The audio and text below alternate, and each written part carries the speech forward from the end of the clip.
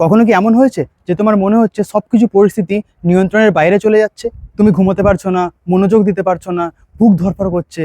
যদি হ্যাঁ হয়, তাহলে ভিডিওটা তোমার জন্য।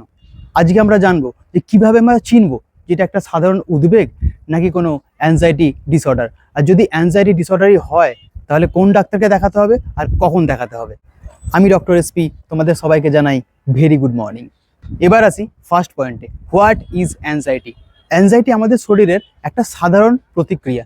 যখন আমরা কোনো চ্যালেঞ্জিং পরিস্থিতির মুখে থাকি, যেমন ধরো পরীক্ষার আগে বা ইন্টারভিউ দেওয়ার আগে বা কোনো বড় সিদ্ধান্ত নেওয়ার আগে, এই সামান্য উদ্বেগ আমাদের সতর্ক থাকতে সাহায্য করে। কিন্তু এই সাধারণ উদ্বেগ যখন আমাদের জীবনে বাধা সৃষ্টি করে, তখন সেটাকে বলা হয় অ্যাংজাইটি ডিসঅর্ডার। এবার আসি সেকেন্ড পয়েন্টে, symptoms of anxiety disorder. Anxiety ডিসঅর্ডারের কিছু সাধারণ লক্ষণ হলো বুক ধড়ফড়ানি, ঘাম হওয়া, মাথা ঘোরা, শ্বাসকষ্ট, পেটে অস্বস্তি, অতিরিক্ত চিন্তা, সবথেকে খারাপ ঘটনা ঘটার একটা ভয়, সামাজিক পরিস্থিতি এড়িয়ে চলা, ছোট্ট ছোট্ট জিনিসগুলোকে নিয়ে অতিরিক্ত চিন্তা করা। আর এই ছোট্ট ছোট্ট জিনিসগুলো যদি তোমার জীবনে বাধা সৃষ্টি করে, তো তোমার হয়েছে অ্যাংজাইটি ডিসঅর্ডার। এবার আসি থার্ড পয়েন্টে, টাইপস অফ অ্যাংজাইটি ডিসঅর্ডার। দেখো, অ্যাংজাইটি ডিসঅর্ডার অনেক ধরনের হতে পারে। যেমন ধরো জেনারেলাইজড অ্যাংজাইটি ডিসঅর্ডার, নির্দিষ্ট কোনো কারণ ছাড়াই দীর্ঘস্থায়ী উদ্বেগ, ছোট্ট ছোট্ট জিনিসকে নিয়ে অনেক বেশি চিন্তা করা। প্যানিক ডিসঅর্ডার, হঠাৎ করে তীব্র ভয়ের অনুভূতি, যাকে বলা হয় প্যানিক অ্যাটাক, যেন মনে হয় এক্ষুনি ভয়ানক কিছু ঘটে যাবে।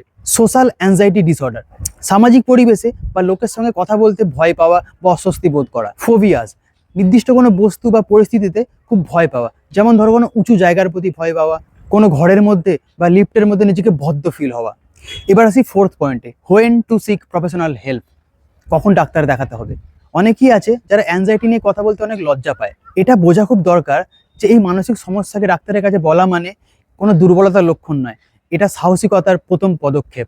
তাহলে এবার আমরা জেনে নিই কখন আমাদের ডাক্তার দেখাতে হবে। যখন উদ্বেগ তোমার দৈনন্দিন জীবনে বাধা সৃষ্টি করছে, যদি ঘুম, সম্পর্ক বা কর্মক্ষেত্রে বাধা সৃষ্টি হয়, বুক ধড়ফড়ানি, মাথা ঘোরা, এই জিনিসগুলো যদি খুব নিয়মিত হতে থাকে, আর যদি তোমার মনে হয় যে এই পরিস্থিতি আমি আর নিয়ন্ত্রণ করতে পারছি না, এরকম অবস্থায় আমাদের মতো একটা মানসিক রোগের ডাক্তারের সাহায্য নেওয়া খুব বেশি প্রয়োজনীয়।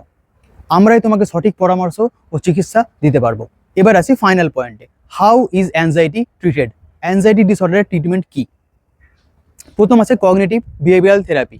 এটা মানুষকে তার নেতিবাচক চিন্তাভাবনা চিহ্নিত করতে আর সেটাকে দূর করতে সাহায্য করে। মেডিসিন, কিছু কিছু ওষুধ এখানে ব্যবহার করা হয়, তবে এই ওষুধগুলো ব্যবহার করার আগে যে কোনো মানসিক রোগের ডাক্তারের পরামর্শ নেওয়া অবশ্যই প্রয়োজনীয়।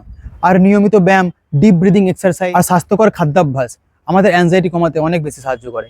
তো আজকে এই পর্যন্ত ছিল। আশা করি তোমরা সবাই বুঝতে পেরেছো অ্যাংজাইটি ডিসঅর্ডার কি, কখন ডাক্তারের সাহায্য নেওয়া উচিত আর কোন ডাক্তারের সাহায্য নেওয়া উচিত। আবার তোমাদের সঙ্গে দেখা হবে পরের সপ্তাহে। ততক্ষণ পর্যন্ত খুব ভালো থেকো, সুস্থ থেকো, সবাইকে ভালো রেখো। বাই।